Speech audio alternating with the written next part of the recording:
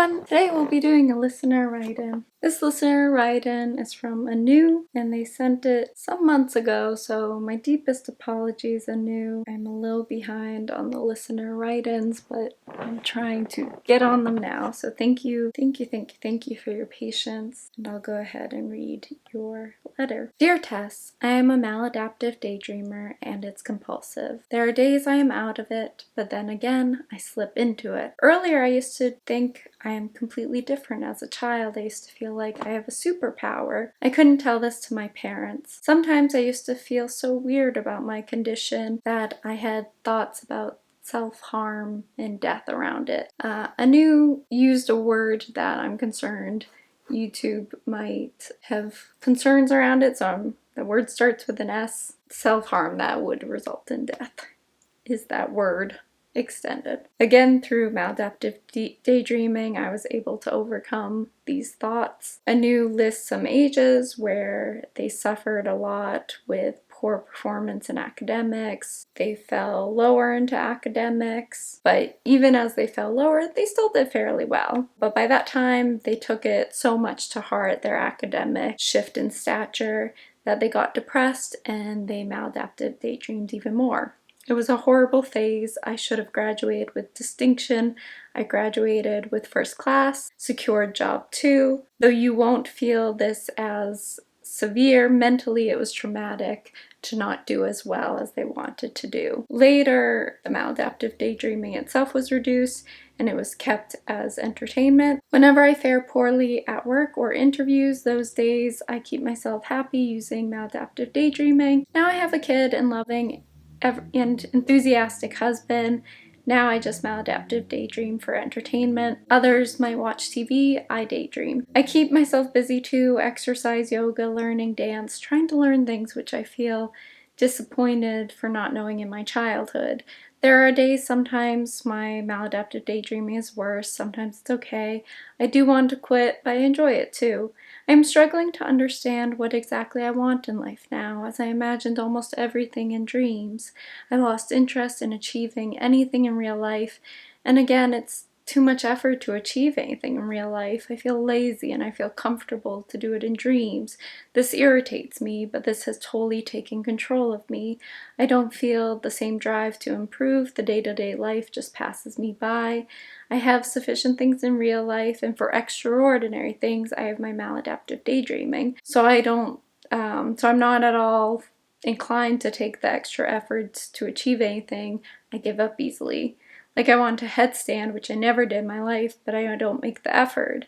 It applies to everything. I feel like I started maladaptive daydreaming because of my setbacks through my school life and failing in other extra activities, all these disappointments and no friends to play with when I was a younger kid, getting attention of the teachers or for being top in the class, getting that one friend I like, etc. I have these constant feelings of non-achievement and non-fulfillment in every aspect of life. But when it comes to take action, I fail to keep focus and add extra efforts and satisfy myself with maladaptive daydreaming. Now I have totally given up. I have become too comfortable continuing maladaptive daydreaming along with taking care of household, kid, and my job. But somewhere deep inside, I don't feel happy about this comfort zone. Don't feel motivated to take action. It's same, like many people play video games about football for hours and feel like achieved goals and all, then don't feel a need to actually do football in real life. Sometimes I feel dreadful and scared about my comfort zone, but when I'm maladaptive daydreaming, I enjoy it a lot for so long and confused later. Any tips to feel energetic? Alright, so your goals are you want to feel energetic, motivated. One therapist you went to, but you didn't like her, that's fair. You didn't feel you could open up to her about your self-diagnosed maladaptive daydreaming. You feel if your husband discovers it, it's shameful, or that he might leave you, or that you just feel worthless. You don't want to go to a therapist and tell them. They will in turn tell him you're afraid.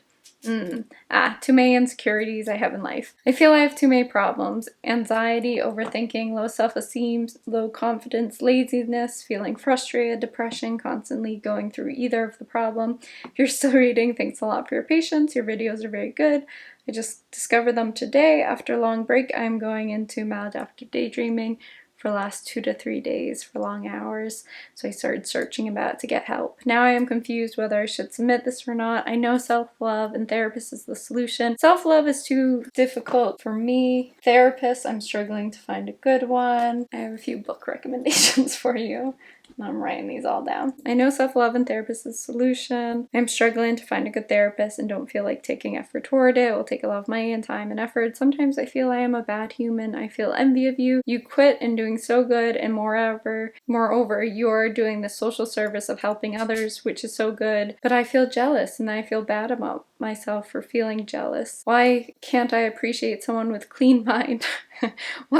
Sorry for laughing. Why always compare myself with them, feel like loser, and so on. Please ignore me if I hurt your feelings or disappointed you. Oh, Anu, I feel so much for you. I laughed a little bit at the clean mind thing. First of all, let me just say thank you for writing in. It was a long letter, but that's okay. I'm here for you. We're here for this. That's okay. You wrote what you need to write.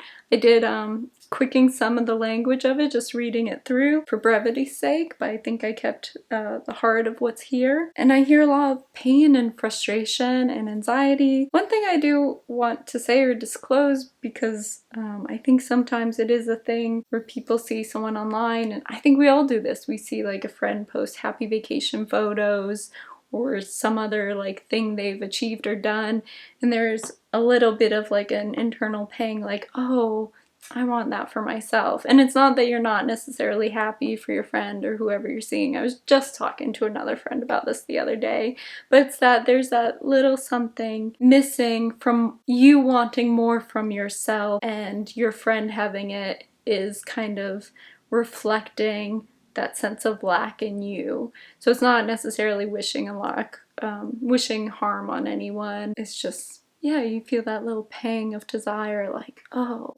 I too want that. That's one thing I understand completely, that feeling. It's a very human feeling. I think we all feel it at times in different ways, whether it's looking at other friends or seeing someone on TV or what have you. You know, we all have those little perks of desire. And sometimes those are really good signifiers, because it's like, oh, that's an indicator of where you would like yourself to go. One of the other things I'd like to add, I wouldn't consider my mind like, you use the word clean, so I'm kind of laughing at that word choice. You're from India and your English is way better than I could ever do in your language. But yeah, the choice of word is just a funny word for what you're saying, but I understand what you're meaning. I think it's like having a clean mind, having a mind that's in control of these daydreams. You know, I just posted a video the other day about how like the goal of maladaptive daydreaming, from what I share on this channel, isn't to entirely obliterate daydreams. Daydreaming is a healthy, human, natural thing to do. There's nothing wrong with it. It's just that excess. And obviously, for you, it is an excess, right? It's excessive. It's distressing to you. It's demotivating you from other things you really want to achieve in your life. And it's addictive. So those are qualities where there is more distress because you don't feel in control. And while it's true that I don't have that distress around daydreaming anymore, I generally feel like I can, keep my head straight with daydreams, I still struggle with things. I have OCD, I still struggle with intrusive thoughts. I probably still have CPTSD where things are still coming up. So I guess my mind is mostly clean on maladaptive daydreaming, but I think we all have kind of the things our brains tell us, and it's a very rare person who doesn't have those kind of qualms or self-doubts. So I just, I feel for you a lot. I totally understand. I experience anxiety, overthinking, low self-esteem, low confidence, laziness, feeling frustrated, depression. Those things I feel too at different times. Not all the time, thankfully, but a lot of the time. I'm probably anxious a little bit every day, and that's just kind of a factor of life I deal with and manage. I feel I have too many problems.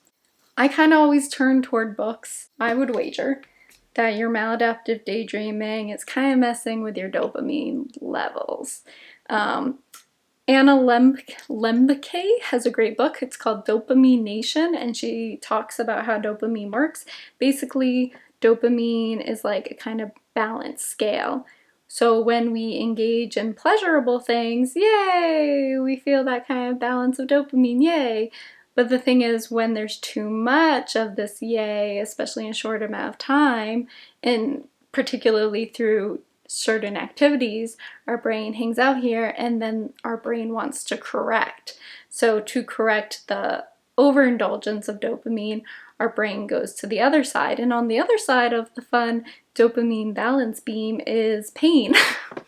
So what happens is, then your brain might overcorrect with pain.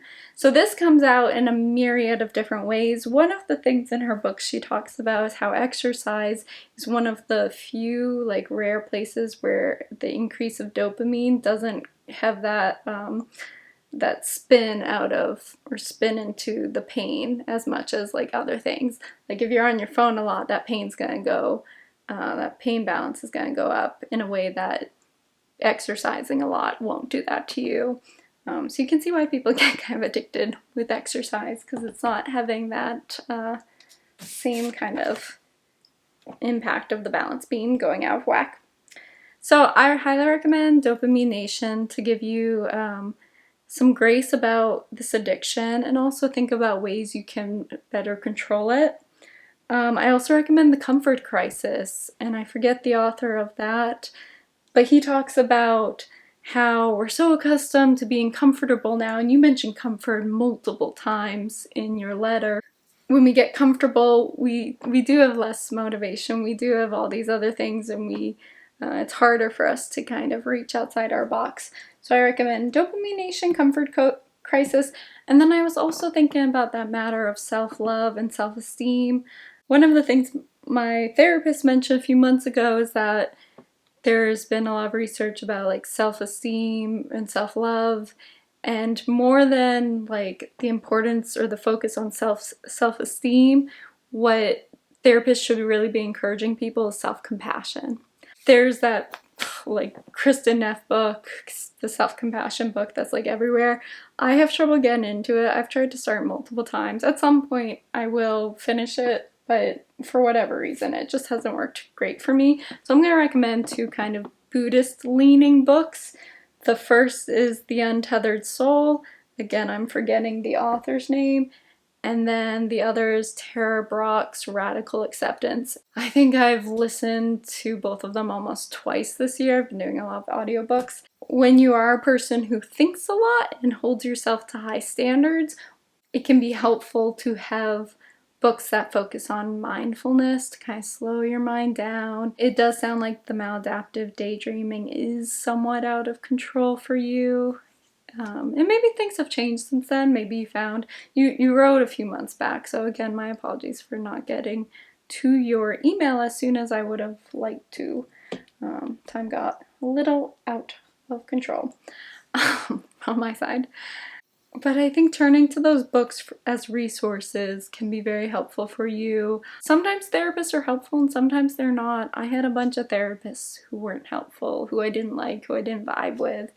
Sometimes even the unhelpful ones, though, could be helpful. They got me through certain periods. If you feel comfortable going back into therapy, do it, especially if there's like trauma or other stuff. But if it's a therapist like you're really not feeling comfortable with, then yeah, I would disengage from that therapist and try to find someone else. I think therapy can be harmful if you don't have a therapist who you trust or feel comfortable with. Therapists are humans too, and there's a certain amount of chemistry you need between your therapist, or I at least think you need between your therapist for effective treatment. And all the best therapists I've had, I've just felt that ease with them. I think one of the other things that comes to my mind that would be helpful, start searching for small wins.